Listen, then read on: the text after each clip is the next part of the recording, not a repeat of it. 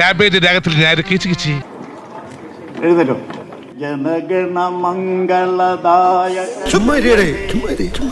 അയ്യോ കുഴപ്പമായി. ഓടിയാലോ? വേണ്ട, വരട്ടെ. ബുദ്ധിക്ക് ഒരു 5 പൈസ കുറവുള്ള ആളാ. അയാൾ എന്താ എപ്പോഴാ ചെയ്യണെന്ന് പറയാൻ പറ്റില്ല. എന്താ ഈ കാണിക്കുന്നത്?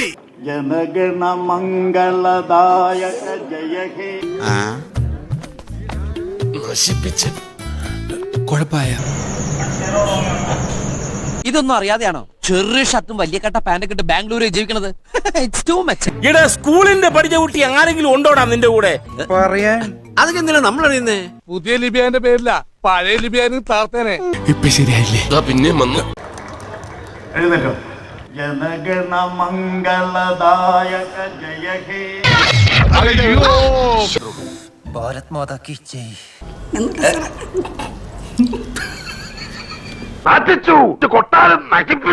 വില പോയി. അല്ല, പ്രഭാകരേട്ടന് വീട്ടില് വിലയില്ലെങ്കിലും നാട്ടില് പുല്ല് വിലയാ. എന്റെ അച്ഛനുള്ള വിലയൊക്കെ മതി.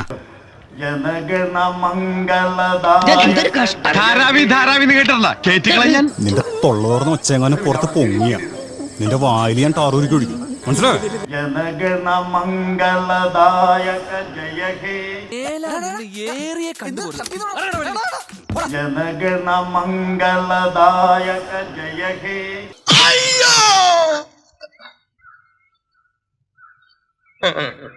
Next patient. കോൺസ്റ്റബിൾ തള്ളിക്കോളൂ. എന്റെ അമ്മയുടെ മുത്തശ്ശൻ വിഷവൈദ്യനായിരുന്നു. വിഷ ഊതി കയറ്റാനും ഊതി ഇറക്കാനും ഒരു നിമിഷം വേണ്ടിരിക്കെ വിഷരാജനാ ഞാൻ. പാമ്പ് കടിച്ചിട്ട് അതേ പാമ്പിനെ വിളിച്ചു വരുത്തി വിഷം ഇറക്കുക, അങ്ങനത്തെ ഒരുപാട് ചെയ്തിട്ടുണ്ട്. ഈ ആര് പാമ്പ് പിടുത്തക്കാരനാ? വെറുതെ പറയാണെന്ന്. എനിക്ക് പണ്ടുതൊട്ടേ ഉള്ള ഡൗട്ടാണ്, കടിച്ച പാമ്പിനെ തിരിച്ചു വിഷം ഇറങ്ങി കഴിഞ്ഞാൽ വിഷം ഇറങ്ങിപ്പോവും. Practically impossible. എന്റെ കൊച്ചേട്ട നിങ്ങൾക്ക് വല്ലതും കൂടിയോ? 4 ആളെ കണ്ട അവന്റെ തലക്ക് ഭ്രാന്താണെന്ന് അറിയത്തില്ലേ? ഓ, വെറുതെ തള്ളിയിട്ട് പോയതാ. ഇമ്പോസിബിൾ അല്ല, അത് റിയൽ ആയിട്ട് എന്റെ വീട്ടിൽ നടന്നിട്ടുണ്ട്. എന്റെ അമ്മയും ഒക്കെ അതിന് സാക്ഷികളാണ്. എവിടെയാണെങ്കിലും വരും. ഹലോ, ഇയാളെന്താണ് എന്നെ കുറിച്ച് വിചാരിച്ചു വെച്ചേക്കണ? ഞാൻ അത്രക്കാരൻ നിന്റെ അച്ഛനെങ്ങാനും. അത് പക്ഷെ നമുക്ക് ആ ഫാമിലിക്ക് ഭയങ്കര ദോഷമാണ്. അതുകൊണ്ടാണ് പിന്നീട് ആ ഫാമിലിയിൽ ഓരോരോ ഇഷ്യൂസ് വരുന്നതും പിന്നീടുള്ള ജനറേഷനിലുള്ള കുട്ടികൾക്ക് ഈ ബുദ്ധിമാന്ദ്യം സംഭവിക്കുന്നത്, സ്കിൻ ഡിസീസ് ഒക്കെ വരുന്നതൊക്കെ അതുകൊണ്ടാണ്. കോമൺ സെൻസ് സീരിയലാത്തോണ്ട് എവിടെ പോയാലും നോൺസെൻസ് മാത്രമേ സംസാരിക്കൂ. ഈ വരണ പാമ്പ് അത് തന്നെയാണെന്ന് ഉറപ്പൊക്കെ ഉണ്ടോ?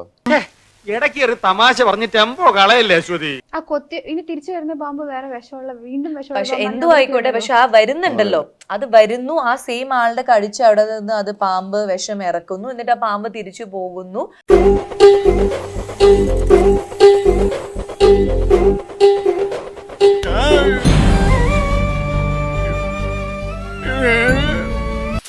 മര്യാദയ്ക്ക് ജീവിക്കുന്ന ചെറുപ്പക്കാരെ പറ്റി നീ അപവാദം പറഞ്ഞു പറ്റൂല. അത് വരുന്നു, ആ സെയിം ആളുടെ കടിച്ച് അവിടെ നിന്ന് അത് പാമ്പ് വിഷം ഇറക്കുന്നു, എന്നിട്ട് ആ പാമ്പ് തിരിച്ചു പോകുന്നു. ആ സമയത്ത് നമ്മുടെ വീട്ടില് ബാക്കില് തൊഴുത്തൊക്കെ കത്തും എന്നാ പറയുന്നത്. എങ്ങനെ തൊഴുത്ത് ഇങ്ങനെ കത്തും. മൊത്തത്തിൽ കേട്ടിട്ട് എനിക്ക് നല്ല ലോജിക്കും ഇത്രയും ഇൻസ്പയറിംഗ് ആയിട്ടുള്ള ഒരു കഥ ഞാൻ കേട്ടിട്ട് ഒന്ന് പോയ പപ്പ. അപ്പൊ ഇതിപ്പോ പറയുമ്പോ ആൾക്കാര് ഭയങ്കര തള്ള് തമാശ എന്നൊക്കെ പറയും, പക്ഷെ ഇത് റിയൽ ആയിട്ട് നമ്മുടെ പണ്ട് മുതലേ നമ്മൾ കേൾക്കുന്നുണ്ട്. അങ്ങനെ കേൾക്കുന്ന മാത്രം വിശ്വസിക്കണത് മോശമല്ല അച്ചോ. എന്നോടിത് വേണ്ടായിരുന്നു. ആരാ?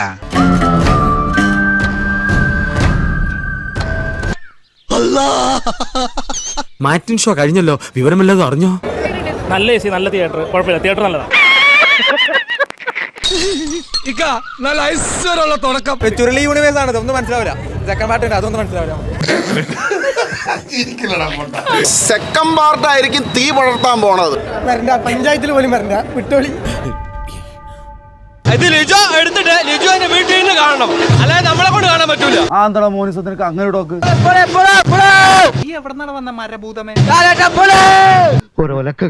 ടിനു പാപ്പച്ചൻ പറഞ്ഞു, ഞാൻ പുറത്തിരുന്നിട്ട് ഞാൻ പടം കാണും, തിയേറ്റർ ഫാൻസ് കത്തിക്കുന്നത് എനിക്ക് കാണുന്ന ടിനു പാപ്പച്ചൻ പറഞ്ഞു. എന്റെ ഒരു എക്സൈറ്റ്മെന്റ് ഇതാണ്, ആ സിനിമ കളിക്കുന്ന ആദ്യത്തെ ഷോ ഞാൻ തിയേറ്ററിനകത്തില്ലാതെ പുറത്തു നിന്ന് കാണാന്ന് വിചാരിക്കും. പുറത്തു നിൽക്കാന്ന് വെച്ചു തിയേറ്റർ കുല്ലുന്നു. ആ രീതിയിലായിരിക്കും ലാൽ സാറിന്റെ ഇൻട്രോ. ജ്യോതിയും വന്നില്ല, തീയും വന്നില്ല, ഒരു മണ്ണാങ്കട്ടിയും വന്നില്ല. ചിലപ്പം തീട്ടിട്ടുണ്ടാവും. വാണപ്പുറം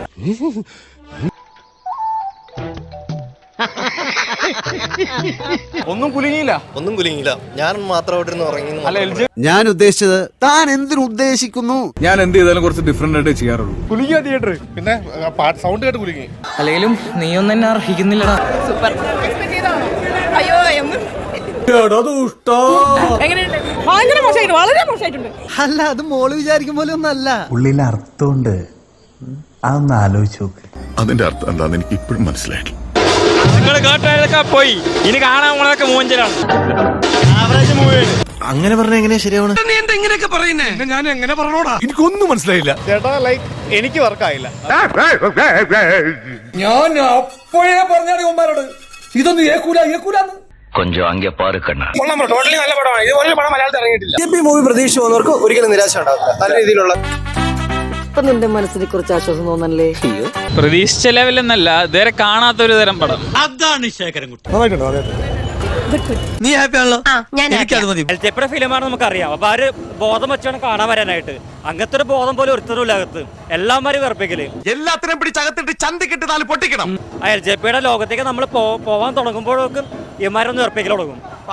പടം എൽജെപ്പിയുടെ പടം എന്താണെന്ന് വിചാരിക്കുന്നത്. ആ പടത്തിനുള്ളതുണ്ട് പടം. മതി, ഇത് മതി, ഇത് ധാരാളം മതി. കുറച്ചും കൂടി ബെറ്റർ ഓഡിയൻസിന് അർഹിക്കുന്നുണ്ട് ഈ സിനിമ. ഈ ഫാൻ ഷോയ്ക്ക് പറ്റിയൊരു സിനിമയല്ല.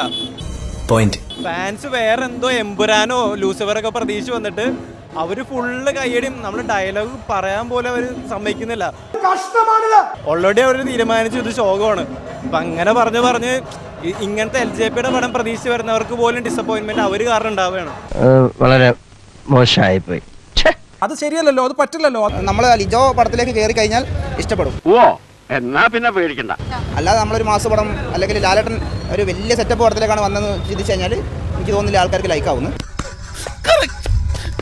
ഏറ്റവും കൂടുതൽ ഈ പടത്തിന്റെ നട്ടലായിട്ട് തോന്നിയെന്ന് പറഞ്ഞാൽ ആ ഒരു സിനോട്ടോഗ്രാഫി നമ്മുടെ പിന്നെ മധു നീലാണ്ടൻ സാറാണ്. അഭിനന്ദിക്കാൻ സത്യം പറഞ്ഞാൽ എനിക്ക് വാക്കുകൾ കിട്ടുന്നില്ല.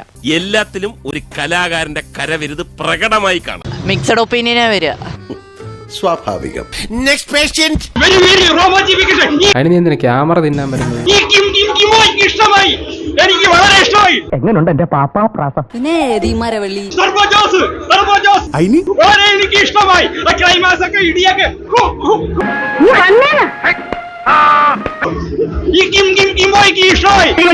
അഭ്യാസം മതിയാക്ക്.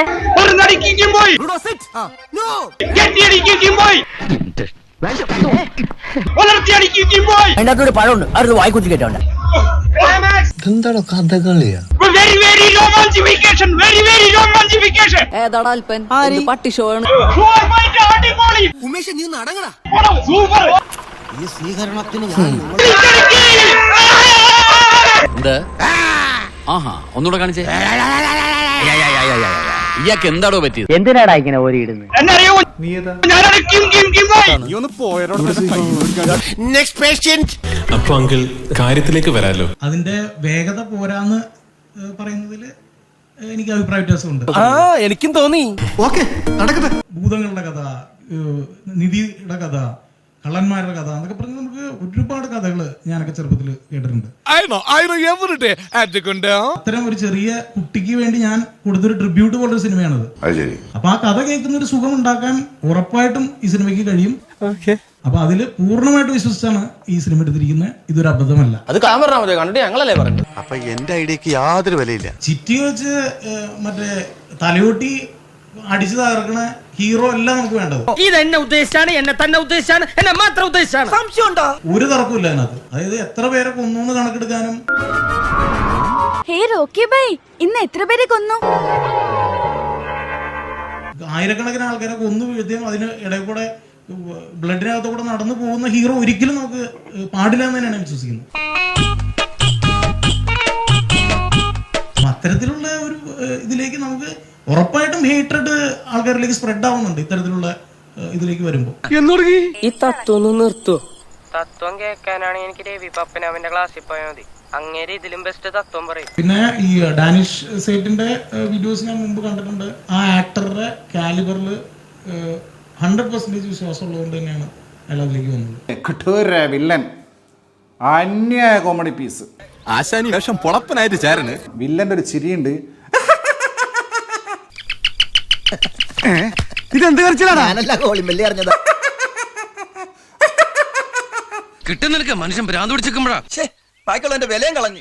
എനിക്ക് ഈ നാടകത്തിലെ ലേശം കമ്പുണ്ട്. എന്താ ചെയ്യാ? തുടക്കം മുതൽ ഒടുക്കം വരെ ഈ ചിരിയാണ് അവസാനം വരെ. വില്ലൻ ചിരിക്കുന്നു, ഒപ്പം സിനിമ കാണുന്ന പ്രേക്ഷകർ തിയേറ്ററിൽ നിന്ന് ചിരിക്കുക വില്ലനൊപ്പം. എന്തോ ആരോ വിളിച്ചു എന്ന് തോന്നുന്നു. വരിക. This is not everybody's cup of tea എന്ന് പറയേണ്ടി വരും. എവ്രിവൺസ് കപ്പ് ഓഫ് ടീ എന്നൊക്കെ പറയുന്നത് അതൊന്നും നമ്മൾ ഒരിക്കലും ഒരാള് എക്സ്പ്രസ് ചെയ്യേണ്ട ഒരു വാചകമായിട്ട് എനിക്ക് തോന്നുന്നില്ല. കറക്റ്റ്, മമ്മി പറഞ്ഞാണ് കറക്റ്റ്. എന്തൊക്കെയോ പറയുന്നു.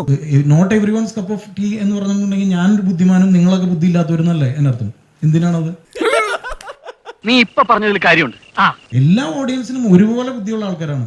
അവരുടേതായ രീതിയിൽ അത് അണ്ടർസ്റ്റാൻഡ് ചെയ്യാനും ആസ്വദിക്കാനും ഉള്ള കേപ്പബിലിറ്റി ഉള്ള ആളുകൾ തന്നെയാണ് ഇവിടെ സിനിമ കാണുന്നത്. അങ്ങനെ പറഞ്ഞു കൊടുക്കണം. അപ്പൊ നമ്മൾ it's not everyone's cup of tea എന്ന് പറഞ്ഞിട്ട് ബുദ്ധിമാനാവാൻ ആരും ശ്രമിക്കണ്ട. ദീർഘകാലം പ്രവർത്തന പാരമ്പര്യമുള്ള ഒരു കായിക കലാകാരന്റെ കലാഹൃദയത്തോട് കാട്ടുന്ന കൊടും ക്രൂരതയാണത്. 10, 20, 30 കട്ട്സ് ഒരു 5 സെക്കൻഡിലിട്ട് ഉള്ളൊരു തരത്തിലുള്ളൊരു വേഗത നമ്മുടെ സിനിമയ്ക്കില്ല. അത് കേട്ടാ മതി. പക്ഷെ നമുക്ക് ഏറ്റവും ഇഷ്ടപ്പെട്ട ഒരാള് നമ്മുടെ കൂടെ ഇരുന്നൊരു കഥ പറയുന്നതിന്റെ സുഖമുണ്ട്. അപ്പൊ അതിലേക്കാണ് നമ്മൾ ക്ഷണിക്കുന്നത്. മോന്റെ മറ്റും പറയും മാമന് വേണ്ട.